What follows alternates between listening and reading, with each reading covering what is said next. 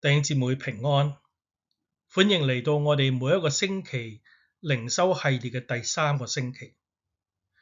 呢個星期我哋將係探討如何喺困境入邊保持屬靈嘅盼望。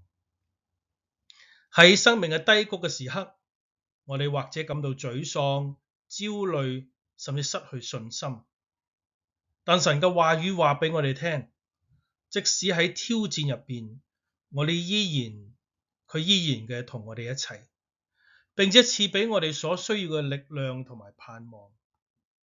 今日我哋經文係嚟自於羅馬書12章嘅12節，在指望中要喜樂，在患難中要忍耐，禱告要恆切。呢段嘅經文係教導咗我哋有3個嘅關鍵嘅原則。第一，喜樂於盼望當中。神嘅應許係真實而且係可信嘅，我哋係可以因為佢喺我哋嘅生命入邊嘅計劃所成就嘅美好結果而喜樂。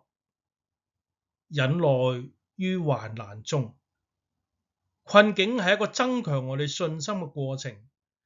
透過忍耐，我哋可以更多嘅嚟體會到神嘅信實同埋同在。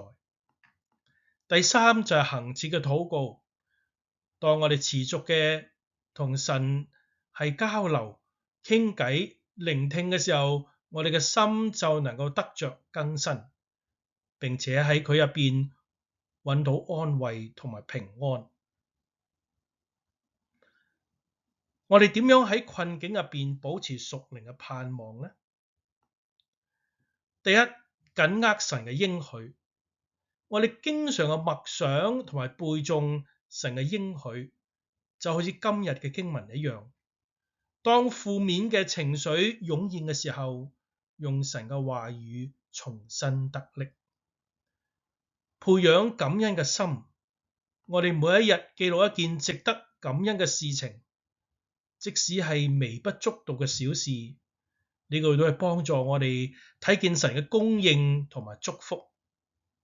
第三係要建立禱告嘅生活，我哋要將憂慮同埋需要係交俾神，並且耐心嘅等待佢嘅回應。喺佢嘅禱告，喺我哋嘅禱告入邊，我哋可以得着神所賜出人意外嘅平安。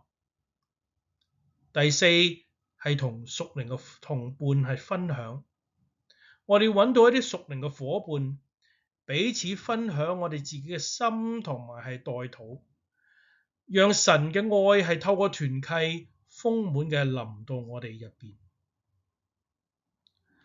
喺呢個星期，我鼓勵大家，第一，首先係每一個默想羅馬書嘅12章12節。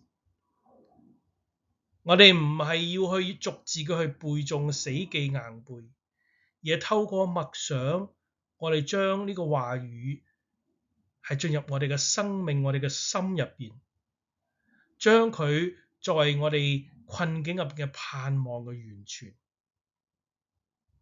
喺禱告入邊，第二就係喺禱告入邊誠實嘅向神係陳明你嘅困難同埋感受，求神賜下力量同埋引導。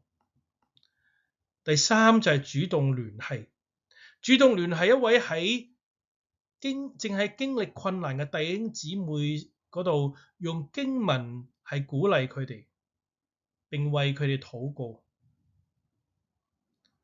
喺結束嘅時候，容讓我哋一同嚟禱告好嘛？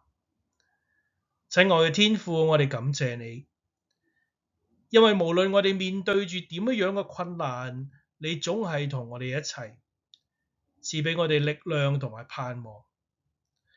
求你教導我哋如何喺困難入邊仍然保持對你嘅信心，並且將一切交託俾你。亦求你讓我哋成為彼此嘅鼓勵，同信仰嘅家人一同嘅喺呢個愛入邊得着安慰。奉主耶穌基督嘅名而祈求，阿門。嚟緊呢個星期咧，我哋將進一步嘅探討如何嘅讓屬靈嘅生命不斷嘅嚟成長。歡迎大家再次嚟參與，並且邀請你嘅朋友同埋家人一同嚟加入。